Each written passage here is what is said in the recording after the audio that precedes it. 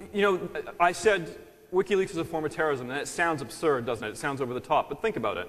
This is a group of people who are trying to change the way that governments act and behave, and they're doing it through a set of illegal actions. They're trying to scare people into changing their behavior. And innocent people are going to be hurt and die by this. They performed? Private Manning stole... He is not a member of WikiLeaks. This is a fundamentally important distinction. Listen, I support the right of WikiLeaks as a journalistic organization to reproduce material... Don't call them journalists. Can we just let him speak? You've had a lot of time, please. To reproduce material they are given.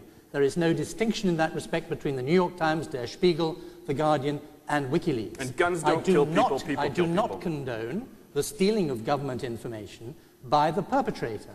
But as with the Pentagon Papers and other issues, there can be a higher purpose served if, indeed, other procedures haven't succeeded in righting injustices. I think there's something very important to say to Scott Gilmore and other people who talk about Bradley Manning, assuming that he's the perpetrator of this.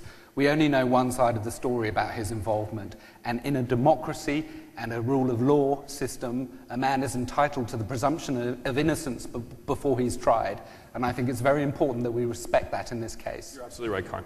Absolutely right. I'll take a question from the gentleman in red on the right, please.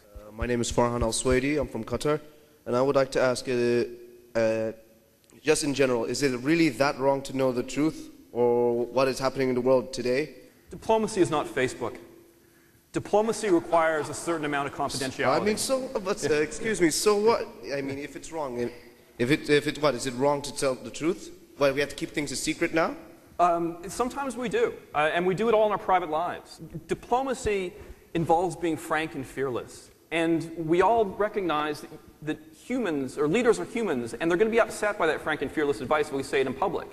You know, the governments, for example, take China, are going to have a much better chance of getting China to treat its citizens in Tibet better if they engage them privately behind closed doors. If those cables were thrown, and perhaps they already have been, to the wind, then China is simply going to repress and work harder and lose face. I think there's an assumption here which needs to be tested or at least questioned, which is the assumption that governments need privacy in order to conduct their business.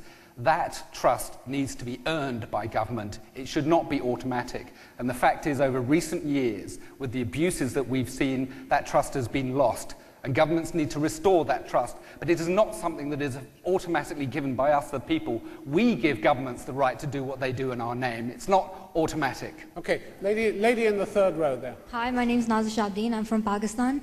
I'd like to address my question to those speaking for the motion. How do you explain the deaths of a tribal elder in Afghanistan who is killed because his associations with liberal parties are revealed because of WikiLeaks? Sir Richard Dalton. That would be appalling if it happened. My case rests on the fact that the balance of WikiLeaks' account is a good one. I do not support everything that they have done.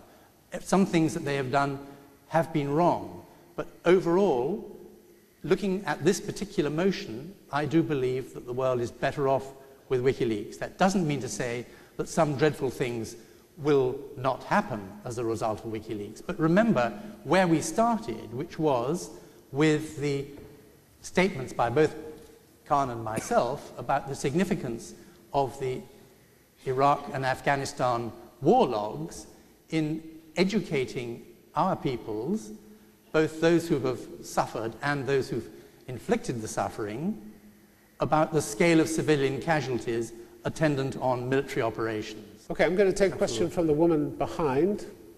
Yes, you, please. I'm from Qatar.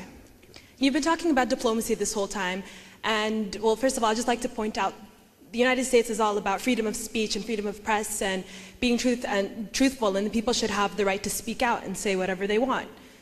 However, with all the wars that are being fought today, such as the war in Iraq, like, you cannot possibly say that without WikiLeaks or something that would show the people the truth, that these people would not be harmed. I mean, more people are dying because they're not finding out the truth about the reasoning behind these wars that are happening. So you're saying that, like, the United States has been spying on UN officials. I think that that's something that the people should deserve to know. Scott Gilmore, you're nodding in agreement. I didn't say that. And I think that spying is something that espionage is an illegal activity by every country. Every country does it. But the State Department is not an intelligence organization. They don't spy. They're not involved in espionage. It was the They State simply Department are. cable, though. It was the State Department cable from Washington to the US mission at the UN. You worked, what was your title, Director of Intelligence in the State Department. Are you saying you did not know that the US was spying on the UN? Correct. Well, that's extraordinary. But I agree with what you're saying. Perhaps you need WikiLeaks. Yeah. Yeah. Not at the cost of the security of the American people. And I think that this will. The security of the American people is damaged by the revelation that U.S. diplomats have been told to spy. Why don't we let spy on Americans the UN? decide that? Sure. Well, we could let Secretary of Defense Robert Gates, who said that the revelations were awkward and embarrassing, but the consequences for U.S. foreign policy he described as fairly modest. Agree. But the problem is, it's the. It's not you claiming. No. I'm saying that the information itself Scott Gilmore said it was is anarchy. not so damaging. You're The information, by it's your own the defense process secretary. that's been impacted. The fact is that people will not share information.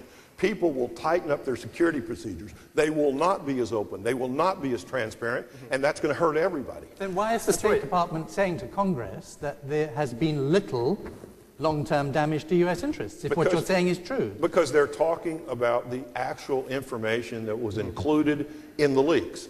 That information, I think all of us agree, there is not very much there. There's some embarrassing things, but there's certainly not a whole lot of information that people didn't already know. Some of it's interesting. I'm going to go to the next question. The gentleman in the second row there, please. Hi, I'm Khalid. I'm from Qatar. We must question who are governments protecting from the truth, themselves, their reputation, or the people. I would agree that this is for their own public reputation. Insidious irony of WikiLeaks is they're not focusing on the governments that do the most lying. They're focusing on the governments that are the most open, the most transparent, the most accountable. They're harming not only innocent people, but innocent institutions. Well, being wrong is not a lie. Some people make mistakes. They sincerely believe things, but they're wrong. They don't have the right information, or they simply, their experiences, their cognitive worldview is off kilter with people, and they make mistakes. They do bad things. And absolute truth, absolute transparency is something that nobody in this room actually believes in. You know, I don't like the suit Karn bought today, but I'm not going to tell him that because it's going to hurt his feelings. You just did. Karn Ross, you wanted a quick word on this? I think it's a very interesting question. I mean, I think the ultimate ideal is actually transparency. I mean, not of every detail, not of every kind of personal message between people, but actually full transparency would make the world a better place. But would Sir Richard have left Iran and British-Iranian relations better if on his last day he had sent a package to the foreign minister in Tehran with all of his cables? I think you're making a false case, because I think to talk about it in individual episodes in the current dispensation would undoubtedly be disruptive and that's what we've been doing all perhaps even night. harmful. But actually the goal here is a much greater culture of transparency. Clearly, that's my hope of what WikiLeaks will produce, and why I support the motion, is that it will actually force governments to be more transparent, But it'll force they will be democratic vulnerable. institutions And I to agree, become more but I agree transparent. with you too that every government should be vulnerable to WikiLeaks. And I think WikiLeaks is in fact the greatest threat to the most repressive governments. Interestingly, in a debate I took part in the other day, it was a Chinese academic who said this. WikiLeaks is the greatest threat to oppressive governments. And I think WikiLeaks says a worse story about... WikiLeaks is a theoretical threat Scott, to the Chinese government. Let me finish for a second. WikiLeaks tells a worse story about many of the governments that the US is talking to than it says about the US itself. Okay, I'm going to move on. Lady in the second row. Yes, you. Good evening, everyone. You want to change diplomacies, you want a new system, but you want a new system that will start with something wrong, with a leak, with the stolen information. What good base is that? If the United States representatives can assure those contacts that, yes, the State Department and the Defense Department are not going to collude to take no care of official secrets in their possession, which is in effect what they did through the extensive Defense Department network, which allegedly Mr. Manning had access to. If the US representatives can assure their contacts that secrets are going to be kept, as they do have to be kept in certain negotiations, for example, then I believe that we will see the WikiLeaks episode, with respect to the diplomatic system, as a very embarrassing episode rather than as a fundamental change. So, yes to more transparency, yes to citizens being more eager to demand explanations from their governments.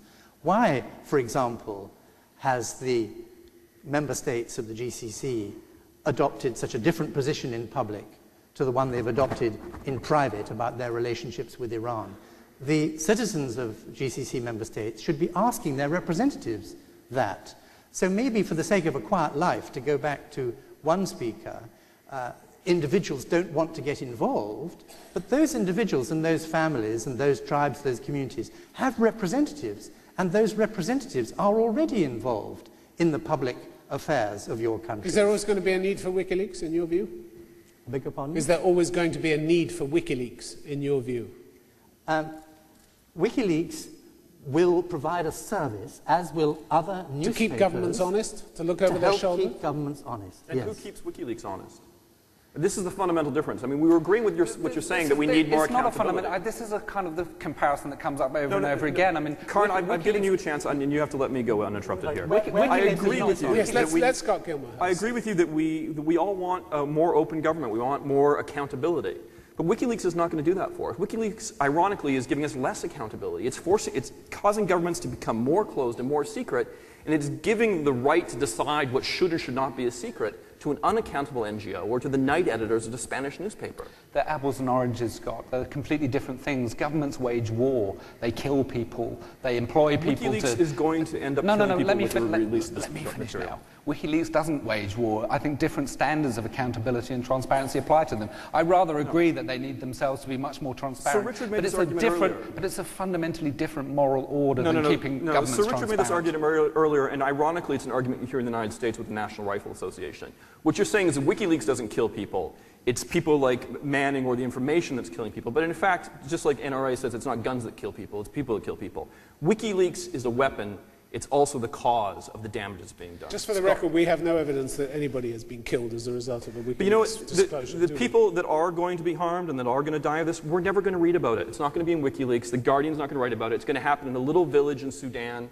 It's going to happen in somewhere in North Korea. I think the press is all over this, particularly in the US, and quite rightly. I mean, people are looking for these examples where it can be proven that WikiLeaks has caused harm, but we do know that governments have caused harm. Okay, I'm going to move on to a final question. Gentleman in the third row. Yes, you, please. I'm Dawood Al-Anwari.